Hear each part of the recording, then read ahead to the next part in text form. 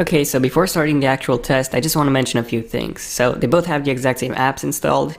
I've also enabled airplane mode on both. I removed the SIM card from both, and both phones are also on Do Not Disturb mode, and I've enabled Wi-Fi. The brightness is about 70% on both. It's a bit lower on the S8 because it has a higher brightness level. Screen rotation lock is on, and just pay attention to the battery life. So I've charged both phones to 100%, so both of them are fully charged. So just take a look and see how they discharge during all the tests. Okay, so starting off with section number 1, we have the specs. So the iPhone 8 Plus comes with 3GB of RAM, and also the brand new Apple A11 processor. So this one comes with 2 high-performance cores, which are clocked at 2.06 GHz each, and then 4 low-performance cores, which are clocked at about 1.7. We don't actually know the exact number.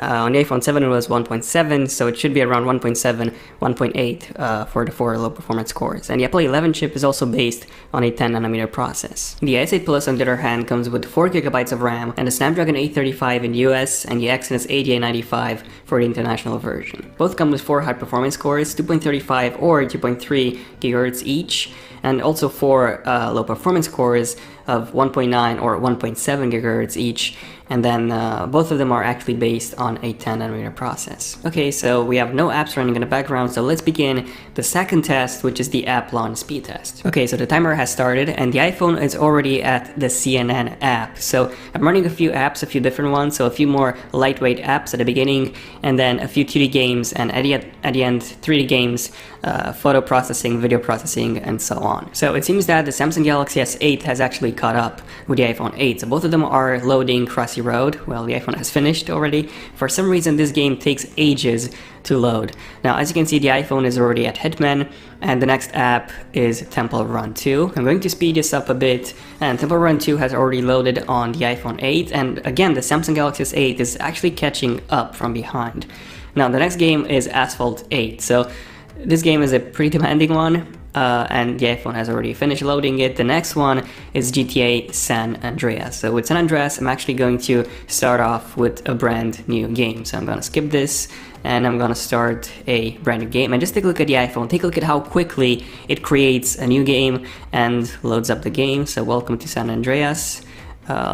And yeah, I'm just gonna close this. The next game is Dead Trigger 2. This is also one of the most demanding games that you can get at the moment. The Samsung Galaxy S8 is still loading GTA San Andreas, and the iPhone 8 is almost finished when it comes to loading Dead Trigger 2.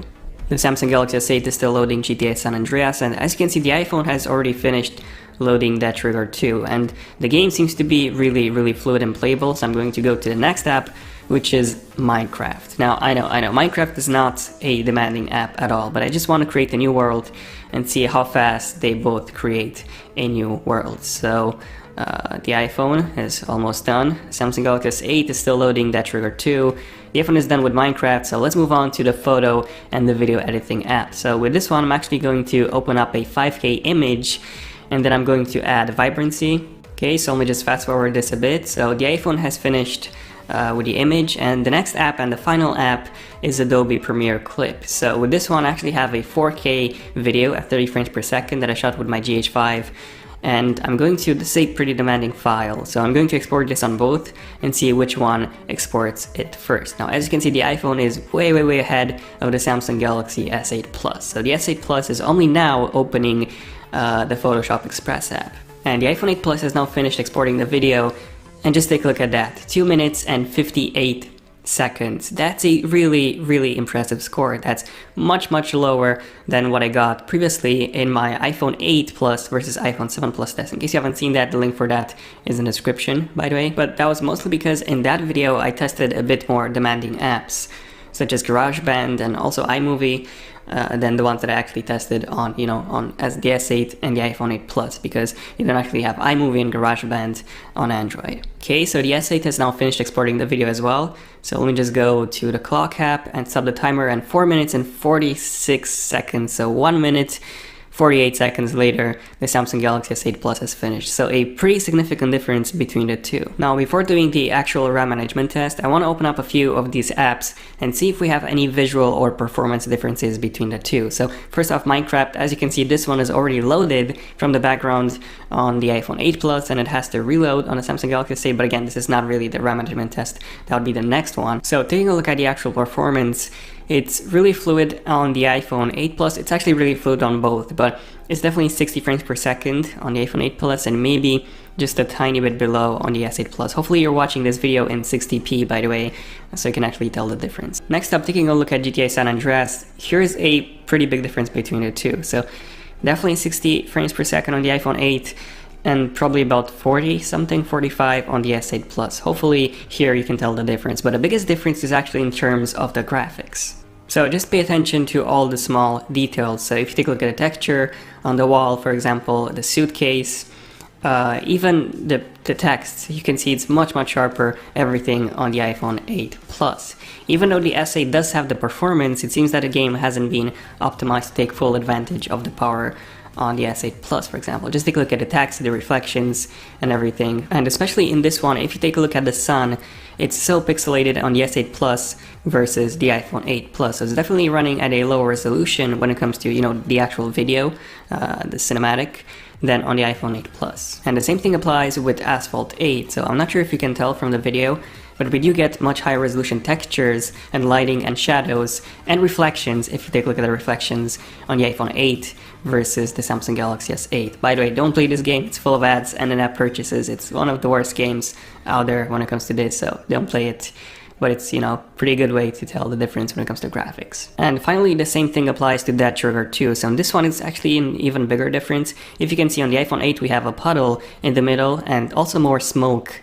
And the fire is a bit more visible, so to say, than on the S8 Plus. And also the texture is much higher of the street, of the car, and everything. So hopefully you can tell the difference. Definitely watch this video in full screen on your computer if you can. Moving on to test number 4, let's take a look and see how many of these apps are actually still open in the background. So the first one that I'm going to test is the clock app, which surprisingly it wasn't open on the S8, which is a bit interesting. BBC News, this one wasn't open on any of them, but it actually loaded first on the Samsung Galaxy S8 Plus. Moving on to a few games, so Crossy Road is fully loaded and also fully playable on the iPhone 8 Plus, as you can see, versus the S8 Plus, which has to reload it from scratch.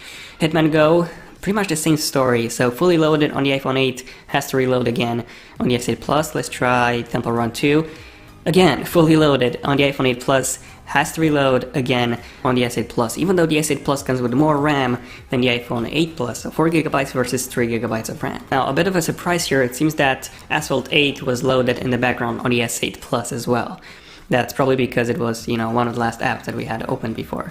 Now, GTA San Andreas, fully playable and loaded on the iPhone 8, not as much on the S8 Plus. Dead Trigger 2, same story, fully loaded and playable, not as much on the S8 Plus. Moving on to, let's try Minecraft. And fully loaded, actually not really. Okay, so it went into the menu, but it is playable and loaded on the iPhone 8 Plus. Again, not on the S8. Moving on to Photoshop Express. This one is still loaded and fully usable and actually crashed. So on the S8 Plus it crashed. Okay, so let's move on to Adobe Clip. And this one, it was fully loaded on the iPhone 8, took a while to load on the S8 Plus, but it was everything, the project was still there. Okay, so let me just close all the apps running in the background, just take a look at how easy it is to just close everything on the S8 with just the tap of a button. And I'm going to run the first CPU benchmark, which is Geekbench 4. Okay, so I've sped this up, and the iPhone 8 Plus has finished first, getting a score of 4,249 for a single core, which is crazy, and over 10,000 for the multi-core, which is just insane. This is even higher than the 13-inch 2017 MacBook Pro.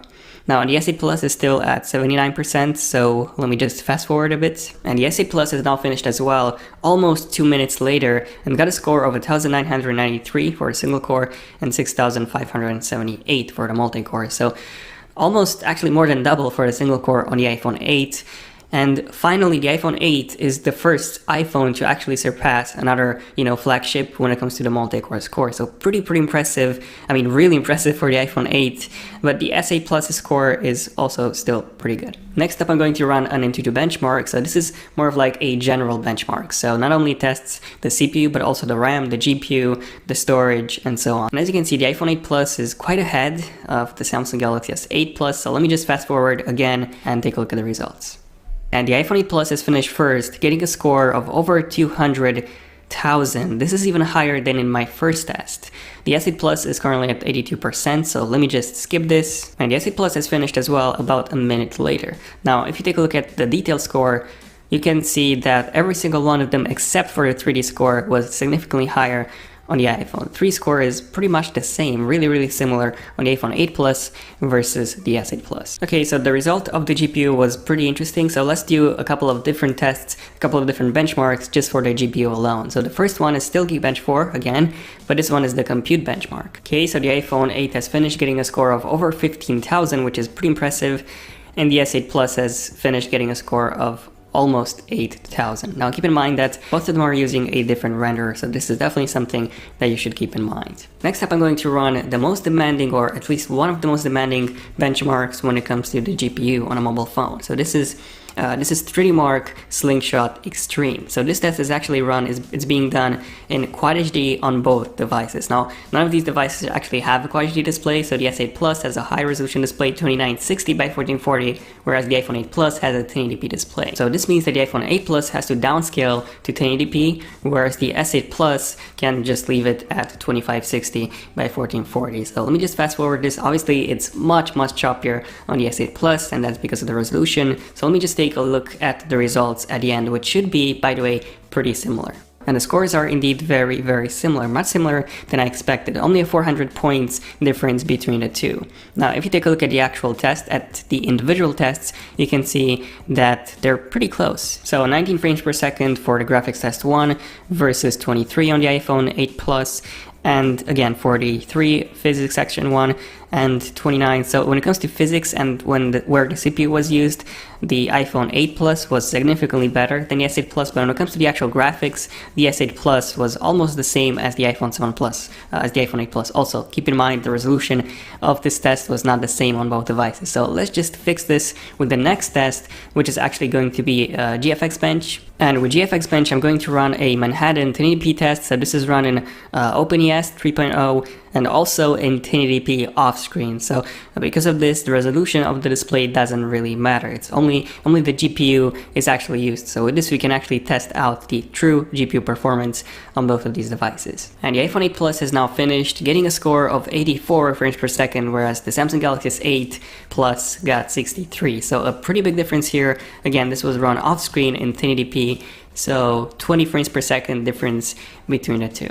Moving on to test number 7, I want to test out the JavaScript performance of each browser. So this is directly affected by the CPU performance, and I'm going to run this in Safari on the iPhone, and I'm going to run this in Chrome on the S8 Plus for now. So 146 milliseconds in Safari on the iPhone 8 Plus, and the Samsung Galaxy S8 is still going. 771 milliseconds, so a massive difference between the two. So let me just try this in Chrome on the iPhone 8 Plus as well. Okay, so let's start this in Chrome, and surprisingly, the Samsung Galaxy S8 is ahead.